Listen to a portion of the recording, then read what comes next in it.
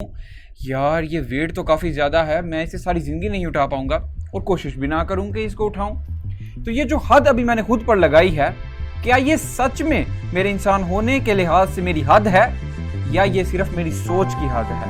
बिस्मिल्लाहिर्रहमानिर्रहीम। अस्सलाम वालेकुम। कैसे हैं सब? उम्मीद है सब खैरियत से होंगे। मैं हूं आपका दोस्त मोहम्मद बुरहान और आज इंसानी हदूद पर बात करूंगा, यानी हमारी सोच, थिंकिंग और तख़ील, इमेजिनेशन का हमारी हदूद से क्या ताल्लुक है। मिसाल के तौर पर अगर मुझे कोई कहता है कि ये वेट मैं तुम्हारे सामने रखा है, इसे उठा कर दिखाओ, मुमकिन है मैं सोचने लगूं यार ये वेट तो काफ़ी ज़्यादा है, मैं इसे सारी ज़िंदगी नहीं उठा पाऊंगा और कोशिश भी ना करूं कि इसको उठाऊं। तो ये जो हद अभी मैंने खुद पर लगाई है, क्या ये सच में मेरे इंसान होने के लिहाज से मेरी हद है या ये सिर्फ मेरी सोच की हद है? आज इसी बारे में बात करूंगा, तो आइए शुरू करते हैं। जब अपनी 2 दिन की जिंदगी में अपने 3 दिन के मसलों को हल करने बैठते हो तो सोचते हो साइंस क्या कहती है, इस्लाम क्या कहता है, मगर इन सबसे पहले सोचते हो कि लोग क्या कहेंगे। खैर, लोग तो कहते रहेंगे, आओ अभी देखते हैं बुरहान क्या कहेगा।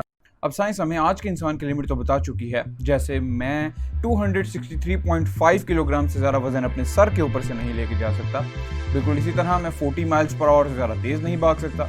मेरी जो दिमाग की मेमोरी है वो 2.5 मिलियन गीगाबाइट से ज़्यादा डाटा स्टोर ही नहीं कर सकती। अब ये तो हो गई मेरे इंसान होने की हैसियत से वो हदूद जो कि अल्लाह ने मुझ पर मुकर्रर कर दी हैं। मगर इन हदूद के होते हुए भी मैं कुछ सवाल करता हूँ। अब अगर हमारी लिमिट्स ही ये हैं तो क्यों हम सुपरमैन जैसे करैक्टर को इमेजिन करते हैं जो कि एक हाथ से पूरी बिल्डिंग उठा लेता है? क्यों हम लूसी जैसे करैक्टर्स को इमेजिन करते हैं जो कि अपने दिमाग से दुनिया में हर चीज़ करने के काबिल हो जाती है? क्या मेरी इमेजिनेशन जो है वो मुझे अपनी इन इंसानी हदूद को तोड़ने में मदद कर सकती है? क्या वो चीज़ जिसको देख के पहले मैं डर गया था, अपनी इमेजिनेशन बढ़ाने से क्या मैं उसे उठाने के काबिल हो सकता हूँ? या सिर्फ मेरी इमेजिनेशन जो है वो मुझे वो ख्वाब दिखाती है जो कि नामुमकिन है? ऐसे इमेजिनेशन अपनी इन हदूद को तोड़ने में मदद करती है, इसी पर भी बात करते हैं। मिसाल के तौर पर थोड़ा सा पीछे चला जाए तो लोग देखते ही थे कि कैसे सेब गिर रहे होते हैं, मगर क्यों न्यूटन ने जब एक सेब गिरते हुए देखा तो उसे वहां पर एक और ही इमेज नजर आई। तो उसने वहां पर पूरी ग्रेविटेशन के लॉ जो है वो इमेजिन कर लिए और फिर उन्हें दुनिया के सामने रखा। इसी तरह राइट ब्रदर्स के बारे में देख लें। हम लोग देख रहे होते हैं कि एक परिंदा उड़ने लगा हुआ है, जबकि राइट ब्रदर्स ने अपने दिमाग में जो इमेज क्रिएट की थी अपनी इमेजिनेशन से, वो ये थी कि एक जहाज उड़ने लगा हुआ है और उन्होंने वो जहाज फिर दुनिया को बनाकर भी दिखा दिया। क्या ये वो इमेजिनेशन नहीं थी जिन्होंने इंसान की हदूद को तोड़ कर रख दिया है? अब जब इंसान अपनी हदूद को जान जाता है ना, तो फिर वो कोशिश भी नहीं करता कि वो अपनी इन हदूद को तोड़े। वो ये इमेजिन करना ही छोड़ देता है कि इन हदूद से आगे भी कुछ किया जा सकता है। ऐसे में सिर्फ 2 तरह के लोग होते हैं जो कि इमेजिनेशन को करना पसंद करते हैं और इन हदूद को तोड़कर दिखाते हैं। सबसे पहले वो लोग हैं जो कि ऑप्टिमिस्टिक होते हैं। उन्होंने कभी हारना सीखा ही नहीं होता और वो यही सोचते रहते हैं कि हमारा आने वाला जो वक्त है वो पिछले से बेहतर होगा।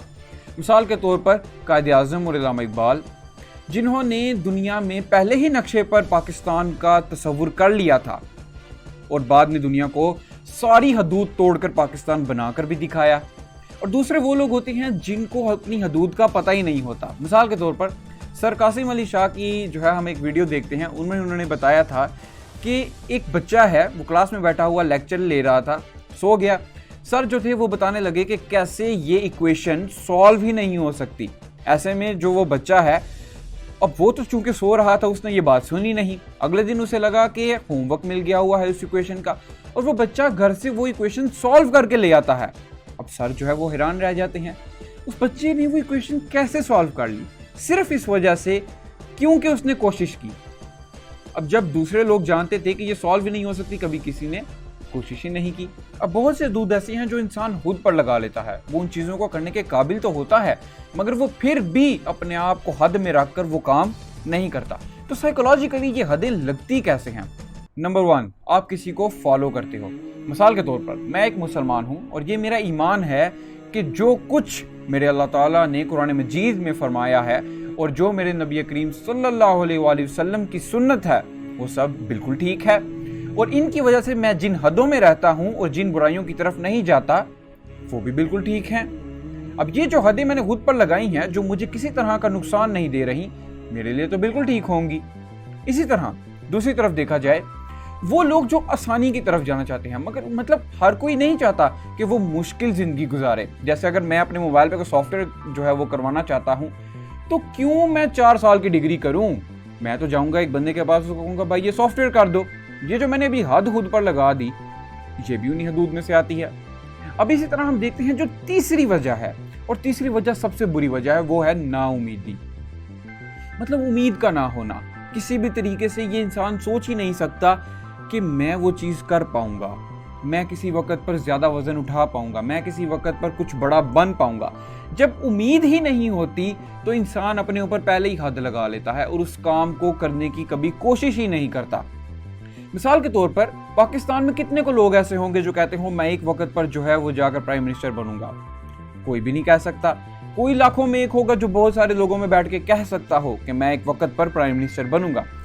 बाकी सब लोग तो पहले ही अपने आप पर हद लगा चुके हैं नाउमीदी की वजह से कि नहीं, हम नहीं बन सकते।